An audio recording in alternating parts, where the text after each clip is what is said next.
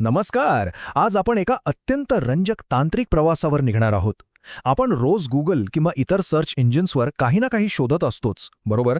पण विचार करा, या सर्च इंजिन्सना एवढ्या प्रचंड, असंरचित म्हणजेच अनस्ट्रक्चर्ड डेटावर एकाच वेळी प्रक्रिया कशी करता येते? तो डेटा कसा साठवला जातो आणि अगदी सेकंदाच्या आत आपल्याला हवी तीच माहिती कशी मिळते? आज आपण हेच सगळं अगदी मुळापासून डिकोड करणार आहोत. आता एक साधा प्रश्न पडतो. लाखो करोडो डॉक्युमेंट्स प्रत्यक्ष न वाचता सिस्टम क्षणात सर्वात अचूक आणि संबंधित माहिती कशी शोधून काढते? अनस्ट्रक्चर्ड टेक्स्टच्या या अथांग समुद्रातून फक्त कामाची माहिती गाळून काढणं ही काही सोपी गोष्ट नाहीये. ही खऱ्या अर्थानं एक थक्क करणारी तांत्रिक किमया आहे आणि ती कशी घडते तेच आज आपण बघणार आहोत. चला तर मग आजच्या या सेशनचा रोडमॅप कसा असेल ते बघूया.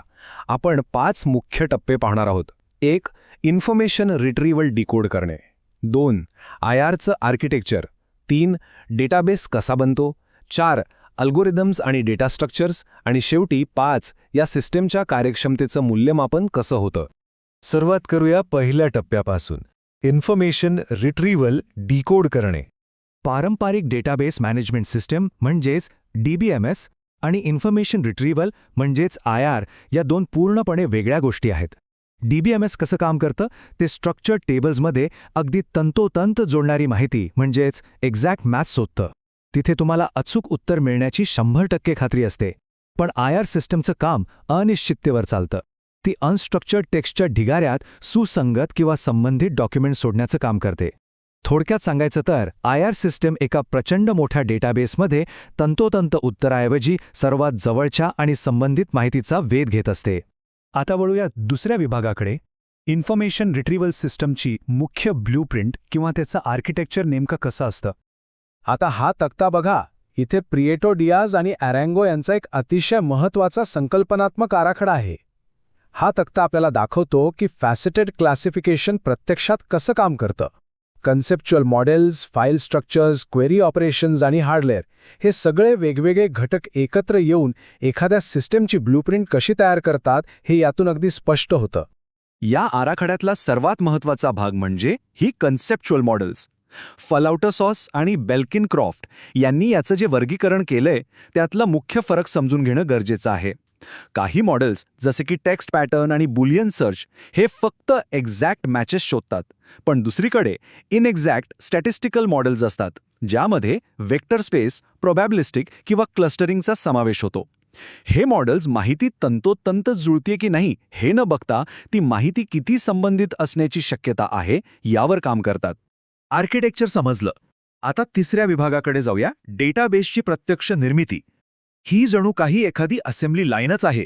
तर ही आहे आपली टर्म ऑपरेशन्स असेंब्ली लाईन. कच्चा डेटा डेटाबेसमध्ये कसा तयार होतो याच्या 4 महत्त्वाच्या पायऱ्या आहेत. सर्वात आधी डॉक्युमेंट्स पार्स्ड केले जातात, म्हणजे त्यांचे वेगवेगळ्या शब्दांमध्ये तुकडे केले जातात.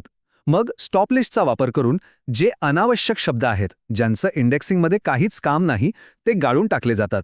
तिसरी पायरी म्हणजे स्टेमिंग. इथे शब्दांना त्यांच्या मूळ रूपात आणलं जातं.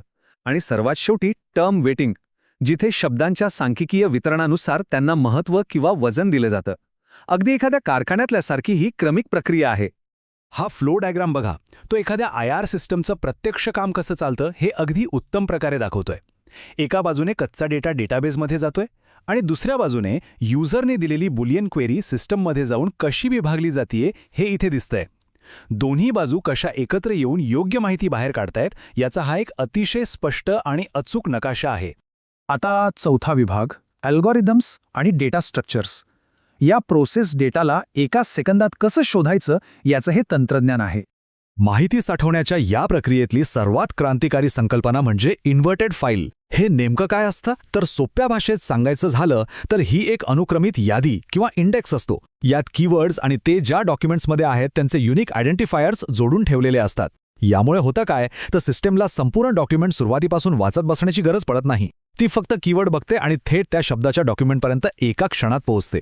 हे अगदी पुस्तकाच्या मागच्या इंडेक्ससारखं आहे. एवढा मोठा डेटा साठवण्यासाठी काही अत्यंत मजबूत डेटा स्ट्रक्चर्स लागतात. मेन मेमरीसाठी बायनरी सर्च ट्रीज वापरले जातात, पण जेव्हा डेटा सेकंडरी मेमरीमध्ये असतो तेव्हा M ऑर्डरचे बी ट्रीज सर्वोत्तम मानले जातात. तसंच डेटा साठवताना कोलिजन म्हणजे एकाच जागी दोन माहितीची टक्कर होऊ नये म्हणून ओपन आणि ओव्हरफ्लो हॅशिंग वापरलं जातं. आणि एक अतिशय खास स्ट्रक्चर म्हणजे डिजिटल किंवा पॅट्रिशिया ट्रीज, जे टेक्स्टच्या सबस्ट्रिंग्स अतिशय वेगाने आणि कार्यक्षमतेने शोधण्याचं काम करतात. आता आपण अंतिम टप्प्यात आलो आहोत. विभाग 5. सिस्टमच्या कार्यक्षमतेचं मूल्यमापन. आपली सिस्टम खरंच चांगलं काम करते का याचा हा रिपोर्ट कार्ड आहे. हे दोन आलेख बघा, डावीकडचा वेन डायग्राम आणि उजवीकडचा प्रिसिजन कर्व. हे दोन आलेख प्रिसिजन आणि रिकॉल हे दोन सर्वात महत्त्वाचे मापदंड स्पष्ट करतात. प्रिसिजन म्हणजे काय, तर सिस्टमने जेवढे रिझल्ट्स शोधून काढलेत त्यापैकी खरंच संबंधित किती आहेत. आणि रिकॉल म्हणजे त्या डेटाबेसमध्ये असलेल्या एकूण संबंधित माहितीपैकी सिस्टमने किती माहिती शोधून काढली. या आलेखांवरून एक गोष्ट अगदी स्पष्ट होते की या दोन्हींचा एकमेकांशी थेट व्यस्त संबंध आहे. तुम्ही प्रिसिजन वाढवायला गेलात की रिकॉल कमी होतो आणि रिकॉल वाढवला की प्रिसिजन घसरतो. हा योग्य बॅलन्स साधणं हीच खरी कसरत असते.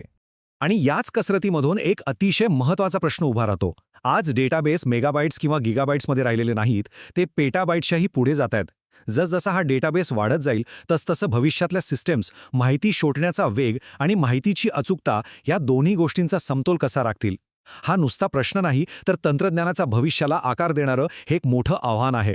नक्की विचार करा यावर. तर या एका विचार करायला लावणाऱ्या प्रश्नासोबतच आजचं हे सत्र आपण इथेच थांबूया. लवकरच भेटू अशाच एका नवीन माहितीपूर्ण प्रवासात.